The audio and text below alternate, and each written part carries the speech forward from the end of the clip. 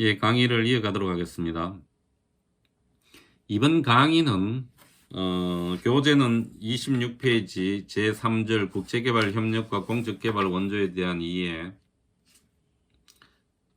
그리고 33페이지 국제개발협력의 주요 담론에 대해서 하고 1장을 오늘은 이제 마치는 그런 진도를 나가도록 하겠습니다. 국제개발 협력과 공적개발 원조에 대한 이해, 이 개념 부분입니다. 이 개념 부분을 설명하기 전에 제가 전제되어야 될 부분들을 여러분한테 먼저 설명을 드리도록 하겠습니다. 이 국제개발 협력과 공적개발 원조의 개념은 제가 내리는 부분입니다. 제가 내리는 부분인데 여러 가지 논문이나 공부를 통해서 외국 문헌을 통해서 살펴본 결과 우리나라의 국제개발 협력과 공적개발 원조의 개념이 혼용되고 있다.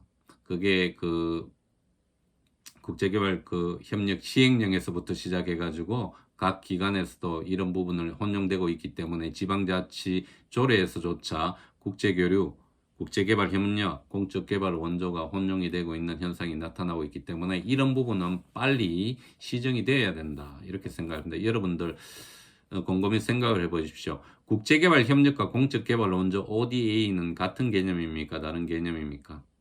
예, 결코 이게 같은 개념일 수는 없습니다. 여러분들이 구글에서 구글 같은 경우에는 이제 제가 구글 같은 경우에는 학술 검색이 별도로 있습니다.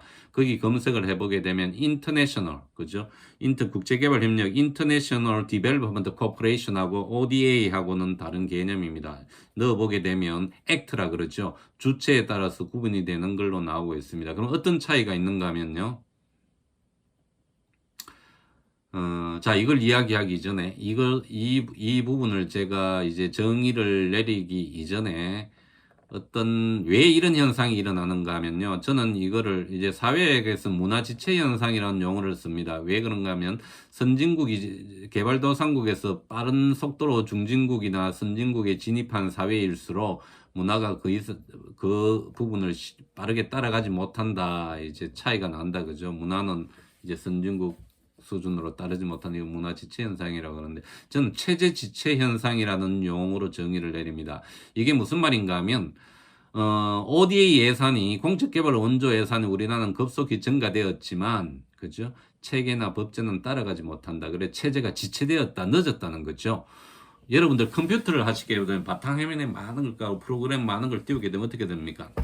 안 움직이게 되죠. 먹통이 되죠. 렉이 걸린다 그럽니다. 이런 현상과 마찬가지입니다. 자, 지금 우리가 해야 될 ODA 사업 예산은 방대하게 많은데 이 용량 자체는 이제 공무원 수나 기관 수는 이제 부족하다는 거예요. 그러면 이런 부분에서 이제 렉 현상이 걸리고 지체가 된다.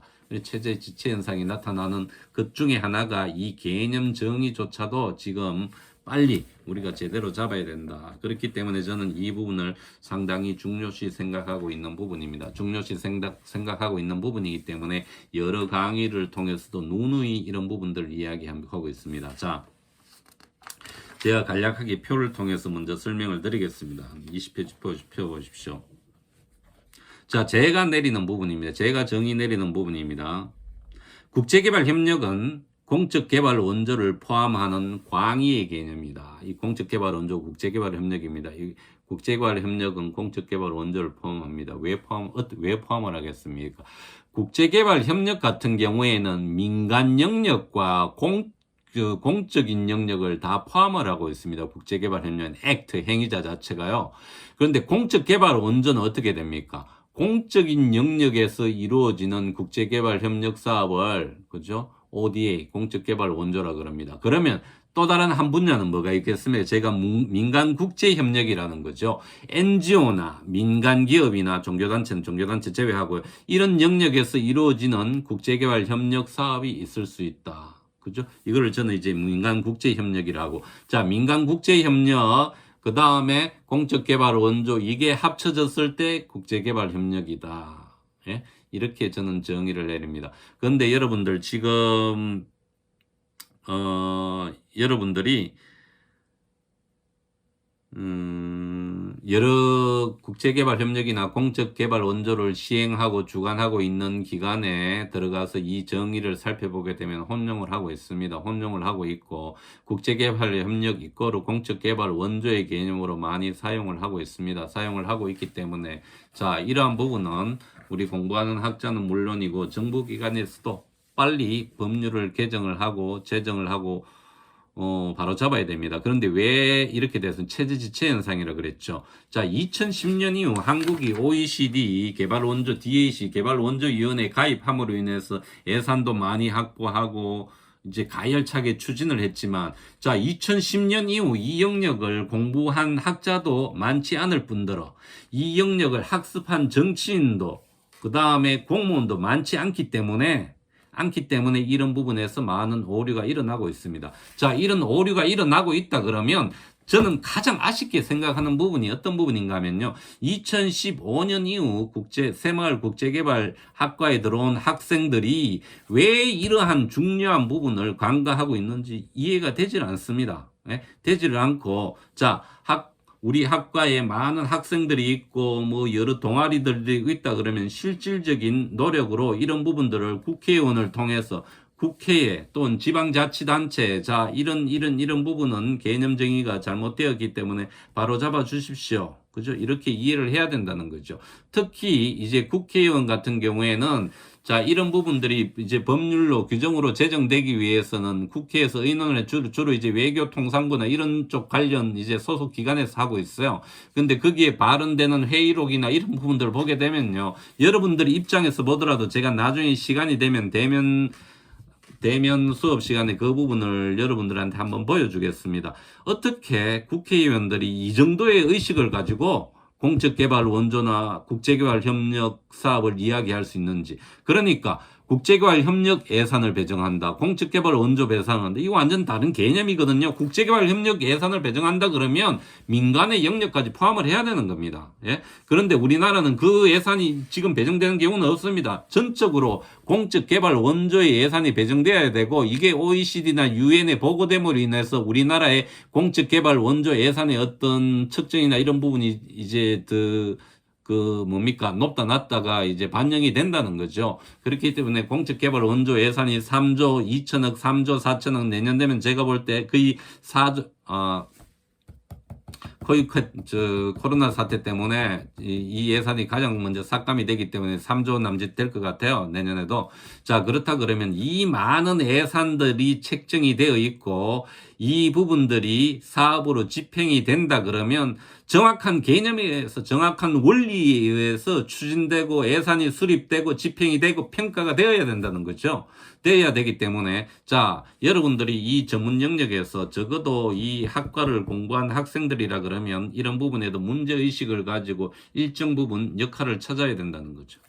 자, 그런 부분에서 여러분들이 이 공적개발 국제개발 협력과 공적개발 원조의 개념은 중요하다. 이렇게 되어 있습니다. 자, 그리고 이제 국제개발 협력 기본법에서 규정하는 국제개발 협력의 정의는 다음과 같다. 그러니까 국제개발 협력 기본법에서 이런 부분이 잘못되게 혼용이 여러분 읽어보시면 충분히 이해되는 부분이고요. 자, 그리고 국제사회에서도 공적개발 원조의 개념이 일정 부분 이제 변화하고 있다. 이 부분도 여러분들이 제가 시간 관계상 읽어보면 이해가 되는 부분입니다. 자, 이렇게 보시면 됩니다. 기존에 이제 공적개발 원조 같은 경우에는 이제 주체가 어떻게 돼야 되고 재원이 어떻게 돼야 되고 이런 부분들을 일정 부분 정했는데 자, 조금 더 세밀하게 이 부분들이 ODA 개념이 이제 정해졌으면 최빈국은 어느 정도의 정례율이 되고 할인율이 돼야 되고 이런 부분들을 좀 더 구체적으로 제시했다. 그러니까 공적개발 원조의 개념도 일부분 변화하고 있다. 이러한 이제 관점에서 여러분들이 이해를 하셔야 됩니다. 국제개발 협력의 이론적 논의는 넘어가도록 하겠습니다. 자, 그러면 국제개발 협력의 주요 담론에 대해서 제가 설명을 드리겠습니다. 제가 이 담론 중에서도 한 10가지가 되는데 다 가져오지를 않았습니다. 여러분들이 이 부분은 어떻게 보면 대학원 수업에서 논의돼야 될 부분이기 때문에 자, 이렇게 생각해 주십시오.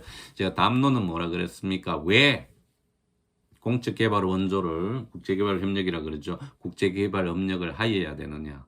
이 가치에 대한 부분입니다. 예? 그런데 왜 하여야 되느냐.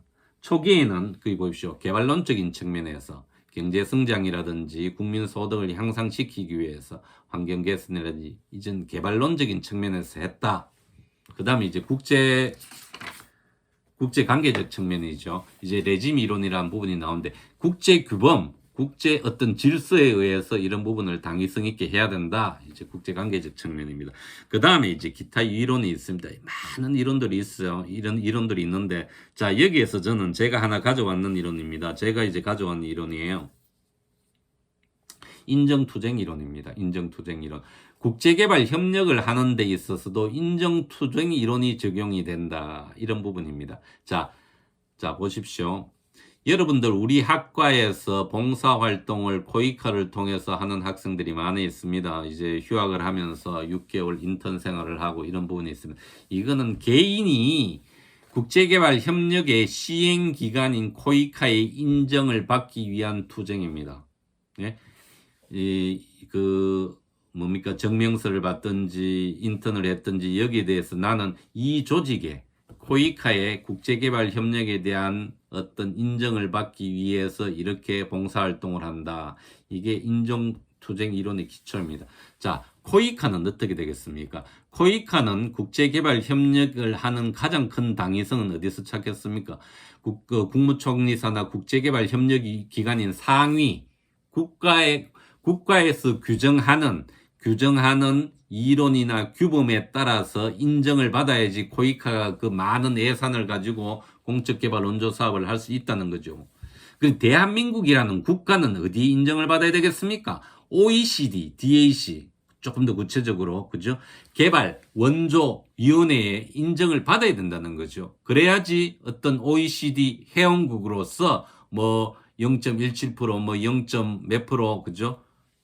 국제개발 협력에 대한 예산을 확보하고 그렇게 임으로써 어떤 선진국으로서 인정을 받고 선진공력으로 인정을 받는다는 거죠. 자, 이런 단계별로 인정을 받기 위한 어떤 투쟁이 저는 국제개발 협력의 담론의 근저에는 이제 크게 깔리고 있다. 이렇게 됩니다. 그런데 여기에서도 좀 재미있는 부분이 있습니다. 자, 그러면 이 인정투쟁 이론을 여러분들이 생활하는 요소요소에 적용을 시킬 수도 있습니다. 예? 여러분들 이제 연인 관계에서도 남자 친구 관계에서도 그 다음에 스승과 제자의 관계에서도 인정받기 위해서 이제 노력을 하고 학문적으로도 일정 부분 이제 성과를 거둬야 되는 거죠. 자, 그런데 이 인정이 제외되는 부분이 있습니다. 가족입니다. 패밀리는 인정하지 않아도 가족이기 때문에 그만큼 소중한 집단이다. 그렇죠? 중요한 내용입니다. 자, 그 다음에 마지막으로 국제개발 협력과 지속 가능한 개발 목표입니다. 자, 이 부분도 어떻게 보면 상당히 업그레이드된 내용들을 담고 있습니다. 그러니까 이런 부분들이죠. 기존에 이것도 하나의 중요한 담론이 될 수 있는 부분인데, 새천년 개발 목표에서는 경제적인 부분이나 빈곤의 퇴치에 주력했다 그러면 지속 가능한 개발 목표는 선진국, 개발도상국을 포함해서 총체적인 이제 목표를 지향을 하고 있다. 그리고 이 개발 목표에 대해서 세부적인 부분은 어디 사문에 나오는지 모르겠는데요. 제가 조금 더 분석한 내용들이 있습니다. 분석한 내용들을 보게 되면, 자, 우리나라가 ODA를 하면서 지금 놓치고 있는 분야는 어떤 분야인지, 해양, 생태계 이런 골고루 이제 목표들이 있거든요. 이런 부분들도 여러분들이 전체적으로 관심을 가져주면 좋겠다. 이렇게 해서 이번 강의는 마치도록 하겠습니다. 수고하셨습니다.